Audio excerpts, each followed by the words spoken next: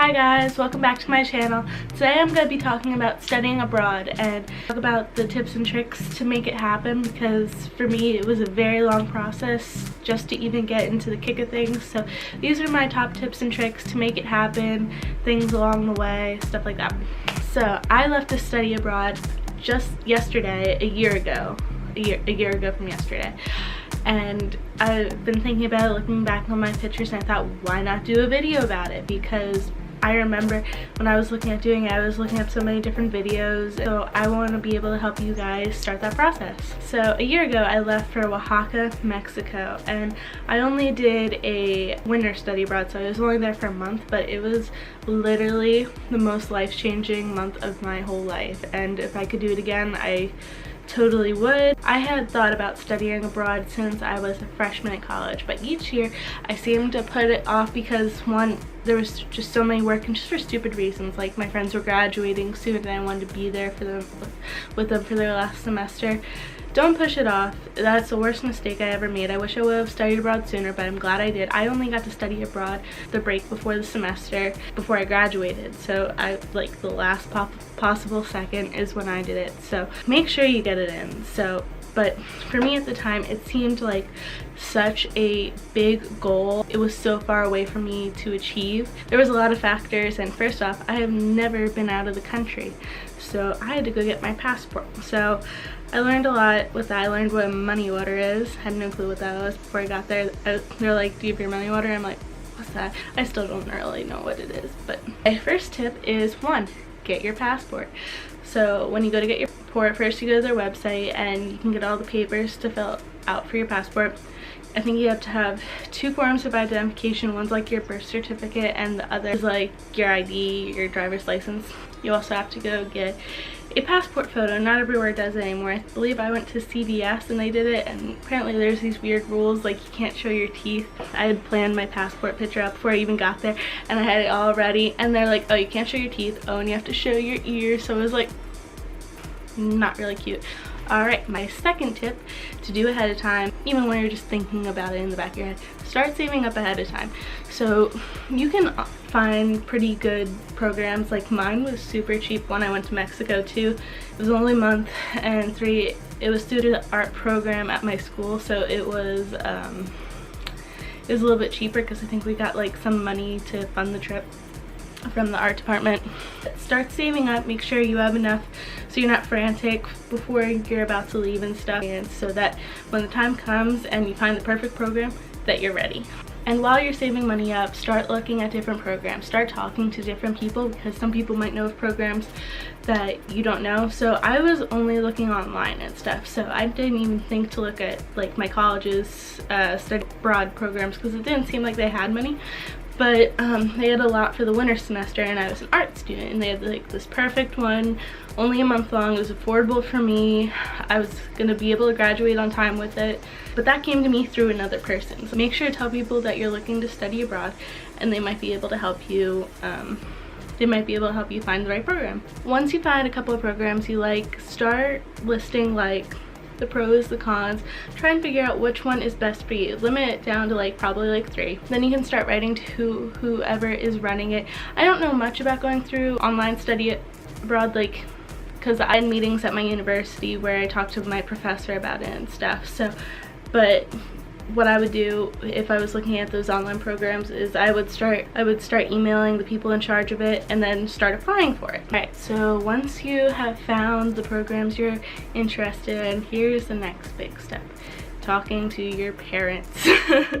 This was a big one for me because my parents are so protective of me, and the thought of me going to another country without my mom like freaked out about. They're just very protective. So, and I know there's a lot of parents out there like that. They don't want to lose their child when they're studying abroad. Lifetime movies where, you know, they get kidnapped and stuff. Your parents are always gonna have that fear. So what I did, prepared for this, and don't be shocked when they're scared and concerned.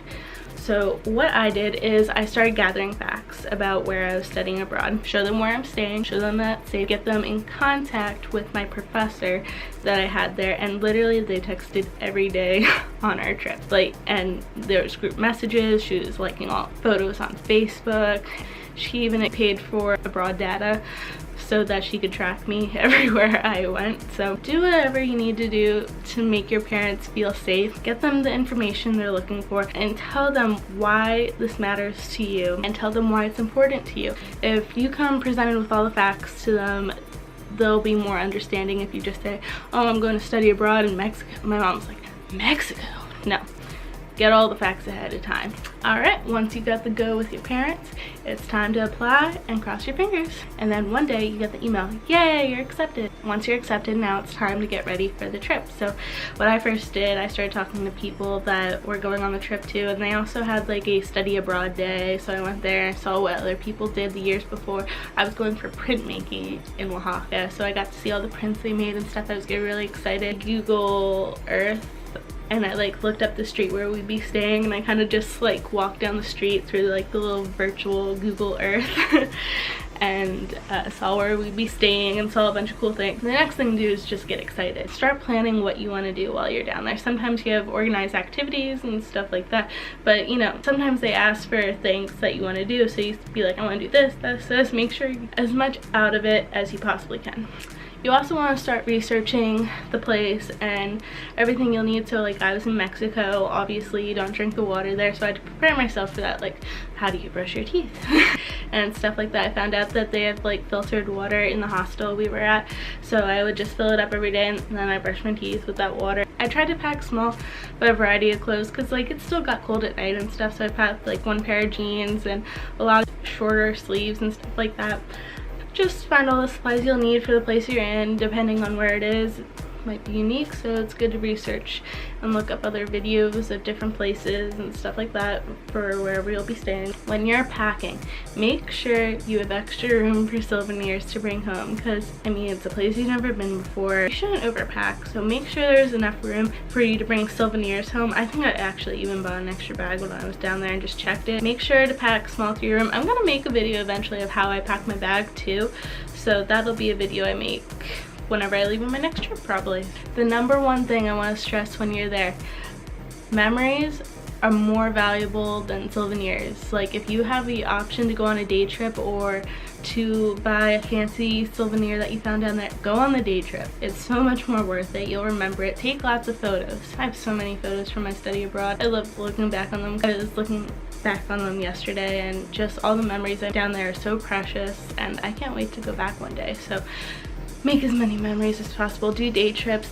Usually sometimes they'll do like little bus trips to like a town that's like an hour away or some museum and stuff. So see as many things as you can. One thing I highly recommend doing is immersing yourself in the culture fully. It's like learn as much about the culture as you possibly can. Start learning their language. Don't go there and try to eat like what you eat at home. You have to try their food. Like, trust me, I didn't know what Mexican food was. Like when I was here, like all the Mexican food I had was like Mexican American food. I went down there and I'm like, this isn't Mexican, this is amazing. I'm totally not a breakfast person, but I fell in love with Mexican breakfast. Oh my god, so good. That's one of the things I miss the most is the food. Try and eat as much of it as possible. I ate a fried grasshopper. It's true, I did. I think I have a video on my channel actually of me doing it, and they weren't that bad.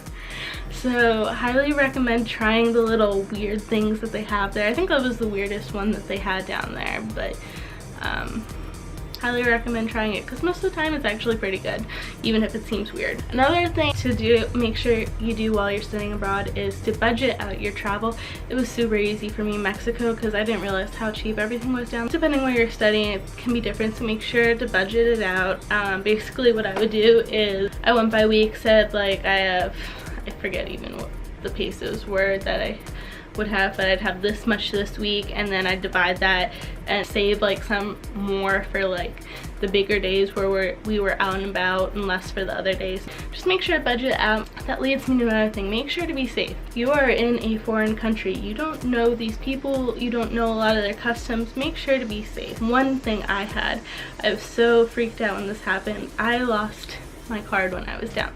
That really scared me. I had no clue where it was. I wasn't sure if somebody stole it, yada yada. But I didn't realize when we had an ATM right near us and it was all in Spanish. So usually when you get your money out of the ATM, it spits your card out. But the one down there said, would you like to make another transaction? I kept your card, but I didn't understand it. So I just took my money, we were in a rush and ran. I thought I had my card with me. I kept my card.